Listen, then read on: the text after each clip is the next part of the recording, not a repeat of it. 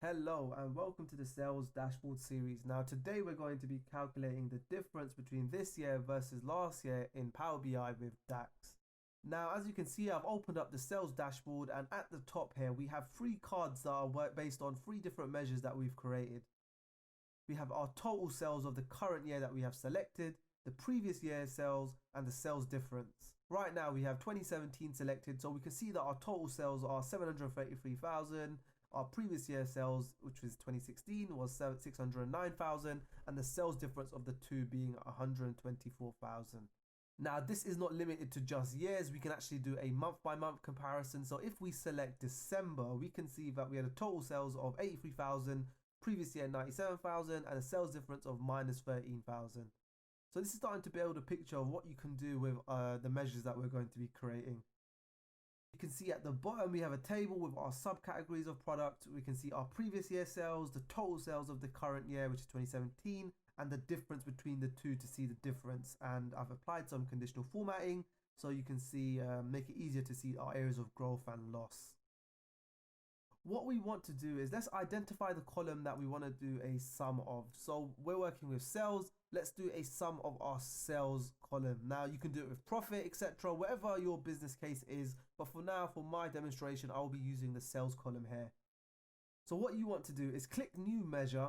Let's call this total sales. This is just your measure name, total sales V3. Let's do a sum brackets, and now let's select our column, our sales column. So the table was called orders, and let's select the sales column, bracket, and that's our first measure. Let's open up a card for demonstration purposes, and let's select our measure that we created and drag it into our card. And as you can see, we can see a total sum of our sales in 2017. This is because I've created a filter, but if we unselect that, throughout our whole lifetime of sales, we've had 2.3 million, and we can start filtering by year. So in 2017, 2016, 2015, and 2014. And if we select them individually, we can see the individual year sales and multiples, we can start combining them. This also works with months. So right now we've selected 2017. If we select December, we can see December sales, November, etc., etc.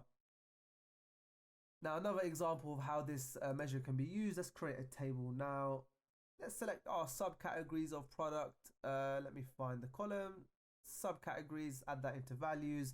Now let's get our measure, put that in there, and as you can see, we can see the total sales of each subcategory of product by the year that we have selected. So 2016, let's select 2017, and also we can filter down by month, etc.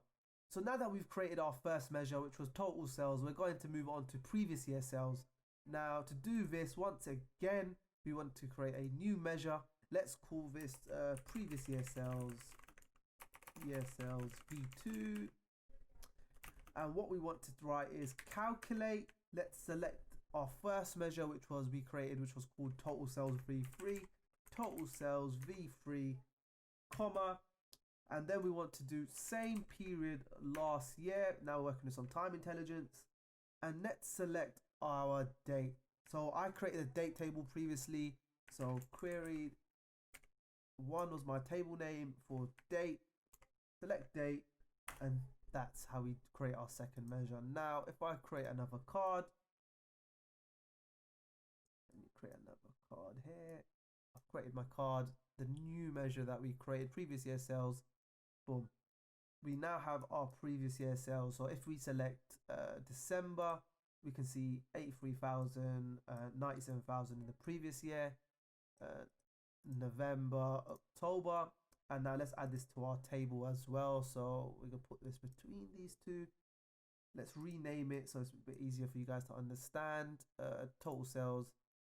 Let's rename that current year sales.